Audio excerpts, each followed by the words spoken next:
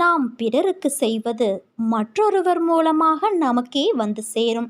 அது உதவியாக இருந்தாலும் சரி, துரோகமாக இருந்தாலும் சரி.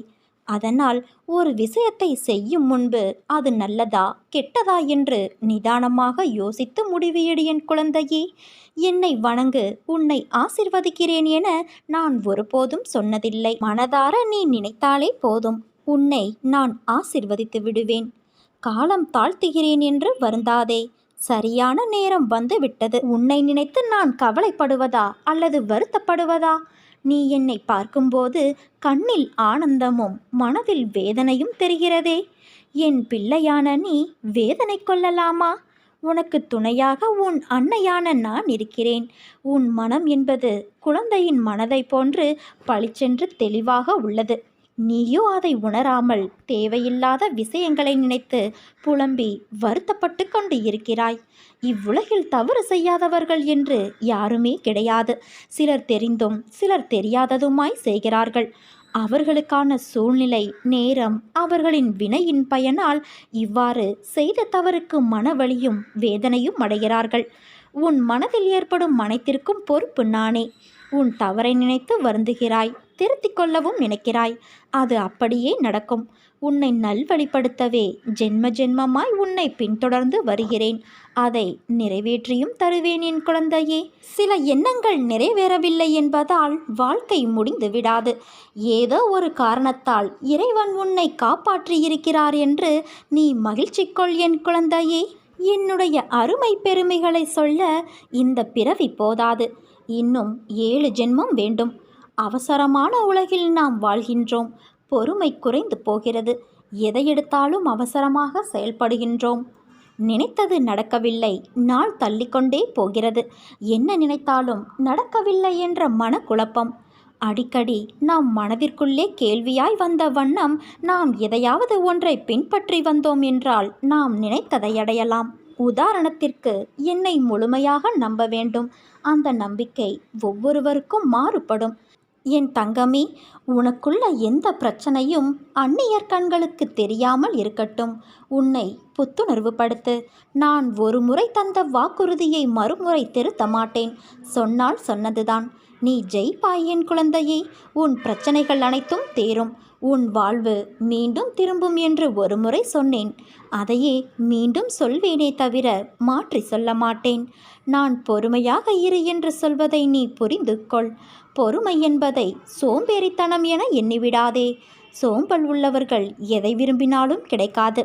எச்சரிக்கையாக இருந்து நடை போடுவதும், அக்கம் பக்கத்து விஷயங்களை கவனித்து அதற்கேற்ப உன்னை உற்சாகத்தோடு தயார்படுத்தி கொள்ள அமைதி காப்பதே பொறுமை. நான் என் பிள்ளைக்காகவும் பிள்ளைகளின் பிள்ளைகளுக்காகவும் அவர்களின் உடைமைகளுக்காகவும் நியமிக்கப்பட்டிருக்கின்ற காவலாளி. அவர்கள் நலனை மட்டுமே நாடுகிற நண்பன். என்னை மீறி எதுவும் உன்னை சேதப்படுத்தாது என் குழந்தையே. இந்த உலகம் இன்னும் உன்னைப் போல மாறவில்லையே என்று நான் அடிக்கடி நினைத்து கொள்கிறேன். எத்தனை கவலை கஷ்டங்களை நீ தைரியமாக சந்தித்து அனைத்திலும் வெற்றி பெற்று, வெற்றி கிடைக்காதவற்றில் இதில் அம்மாவுக்கு விருப்பமில்லை என்று ஒதுக்கி தள்ளி, அடடா, நீ நடந்து வந்த பாதைகளை நான் திரும்பி பார்க்கிறேன். பெருமையாகவும் பெருமிதமாகவும் இருக்கிறது. மலைப்பான நாட்களும் நிமிடங்களும் கடந்து போன பிறகு இதற்காகவா இவ்வளவு நாள் கஷ்டமும் கவலையும் பட்டோம் என்று நினைத்து ஒவ்வொருவரும் வருத்தப்படுவார்கள். நீ கூட அடிக்கடி அப்பாடா, ஒளிந்து போயின துன்பம் என இத்தகைய நேரங்களில் நினைத்து பார்க்கிறாய். எதுக்காக இவ்வளவு கஷ்டங்களை நீ எனக்கு தந்திருக்கிறாய் என்று அடிக்கடி என்னை கேட்பாய். நான் உனக்கு கஷ்டங்களை என்றும் தந்திர நினைத்தது கிடையாது. அனுபவங்களை தரவே நினைப்பேன். உன்னால் முடியாத போது கை நீட்டி நான் இழுத்து கொள்வேன். இப்போது எதுவெல்லாம் உனக்கு நடக்கிறதோ அவையெல்லாம் ஏற்கனவே தீர்மானிக்கப்பட்டவை. அதைத்தான் விதி என்பார்கள். தோல்வி வருவது போன்ற நிலை ஏற்பட்டாலும் அதை என்னுடைய அருள், நீ செய்கின்ற புண்ணியம் போன்றவற்றின் பலன் ஆகியவற்றின் பலத்தால் தவிர்த்துவிட முடியும். இதைத்தான் விதியை மாற்றுவது என்பார்கள். உனக்கு இந்த விதியை மாற்றும் இயல்பு என் அருளால் இயற்கையாகவே அளிக்கப்பட்டுள்ளது. அதனால்தான் நீ எவ்வளவோ சோதனைகளை கடந்து விட்டாய். உன் கண்ணீர், துக்கம் எல்லாமே முடிந்து இந்த மகிழ்ச்சியின் படிகளில் தடம் பதிக்க ஆரம்பித்திருக்கின்றாய். நான் உன் கரங்களை பிடித்துள்ளேன். தைரியமாக நட, நம்பிக்கையோடு இரு. வெற்றி உனதே. ஒரு ஆரம்பம் இருந்தால் ஒரு முடிவு உண்டு. பிறப்பு உறுதி செய்யப்பட்டால் இறப்பு உறுதி. அதேபோல நமக்கு கிடைத்த இந்த மானிட பிறவியை மகிழ்ச்சியோடும் பொறுமையோடும் வாழ வேண்டும். நாம் செய்கின்ற செயல்கள் நாளை சரித்திரம் படைக்க வேண்டும். எந்த ஒரு காரியத்தையும் தொடங்கும் முன் என்னை நினைத்து தொடங்கு. என் நாமத்தை உச்சரி. அதை நான் சுமூகமாக முடித்து வைப்பேன். இந்த மானிட படைப்புகள் அனைத்தும் அற்புதமானவை. நீ கலங்காதே குழந்தையே. நீ பட்ட வேதனை, அவமானம், மனக்கசப்பு, வறுமை, கடன் தொல்லை அனைத்தும் ஒரு முடிவுக்கு வரும். அனைத்தையும் நான் பார்த்து கொண்டுதான் இருக்கிறேன். நீ செய்த பாவங்கள், தவறுகள் அனைத்தும் இன்றோடு ஓடி ஒளிந்து விட்டது. தொட்டதெல்லாம் பொன்னாகும் நேரம். நீ ஒரு நாளும் கலங்காதே. அம்மா நான் இருக்கிறேன் என் குழந்தையே. நாட்களை எண்ணிக்கொண்டே இரு. நீ அடுத்தவனுக்கு உதவி செய்யும் நேரம் வந்து விட்டது. பிரிந்து சென்றவர் கூடும் நேரம். உன் உதவி நாடி பலர் வரும் நேரம். என் வாக்கு என்றுமே பொய்யாகாது. பெரும் செல்வந்தராக நீ மாறப்போகிறாய் குழந்தையே. காத்திரு, மகிழ்ச்சியாக இரு. தான் தாமதப்படுத்துகிற விஷயத்திற்காக காரணத்தை ஆராயவோ விவாதிக்கவோ வேண்டாம். ஒழுக்கமாக, அடக்கமாக, பண்போடு நடந்து எனது கட்டளைகளுக்கு கீழ்ப்படிவதை கடமையாகவும் தர்மமாகவும் நினைத்து உறுதியோடு செயல்படு. நான் என் தாசன் மூலம் சொல்லும் ஒவ்வொரு வார்த்தைக்கும் ஒரு பொருள் இருக்கும். பொருள் இல்லாத அனுபவங்களை நான் பேசுவது கிடையாது. அனுபவங்கள் பக்குவப்படுத்தப்பட வேண்டும். அதை நான் சரியாக செய்கிறேன். அப்படி இல்லாவிட்டால் எனக்கு இத்தனை பக்தர்கள் நாள்தோறும் உருவாகி கொண்டு இருப்பார்களா?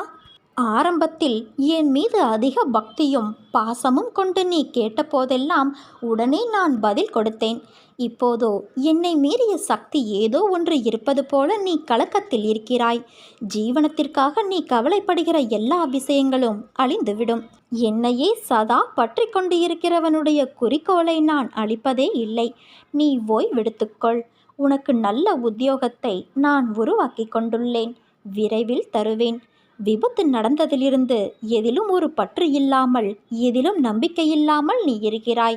நீ என் உண்மை பக்தன். உனக்கு நேர இருந்த ஒரு பெரிய, தாங்கிக் கொள்ள முடியாத இழப்பை நான் சிறு விபத்தாக மாற்றினேன் என்பதை நீ புரிந்து கொள். உன்னை பிறர் ஏமாற்றிவிட்டார்கள் என கண் கலங்கிய போதும், உன் கடன் அடையவில்லை என நீ புலம்பிய போதும், என் நாம ஜபத்தால் அவற்றை வரவழைத்து தருவேன் என உறுதி கொடுத்தேன். உனது பிரச்சனை என்னவாக இருந்தாலும் சரி, எவ்வளவு பெரியதாக இருந்தாலும் சரி, அவற்றை நான் முற்றிலுமாக தீர்த்து வைப்பேன் என் குழந்தையே. உன் தகுதியை நீ உயர்த்தி கொண்டே இரு.